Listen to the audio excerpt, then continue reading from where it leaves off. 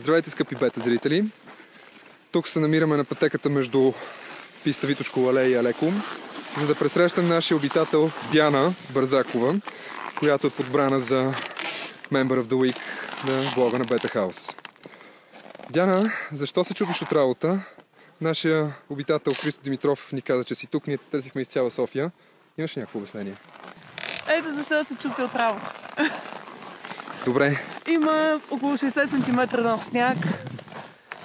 Пухкаво е, бедстваме. Прекрасно. Ще ни кажеш и какво друго правиш, като се чупиш от работа? Други водни спортове, защото това все пак е тип воден спорт. Занимавам се с гмуркане, свободно из куба. Тази година правихме едно състезание също така, по свободно гмуркане. Какво друго? Предимно такива неща. Достатъчно е.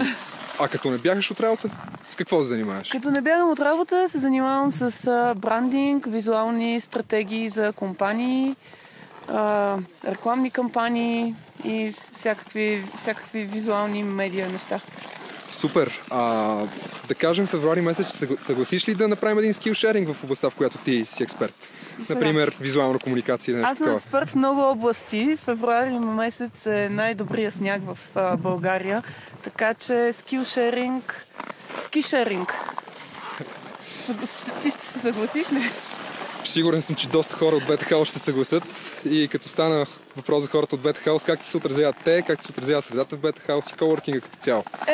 До преди 5 минути щях да кажа, че имам страхотни приятели, обаче гледай какво става. Намират ме на Витоша.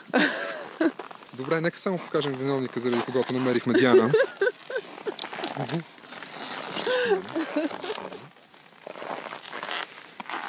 Това беше всичко от нас тук, от пътеката между Алеко и Уалей, скъпи бета зрители. Ще се видим следващата седмица. Аз ще си намеря по-тайна гора.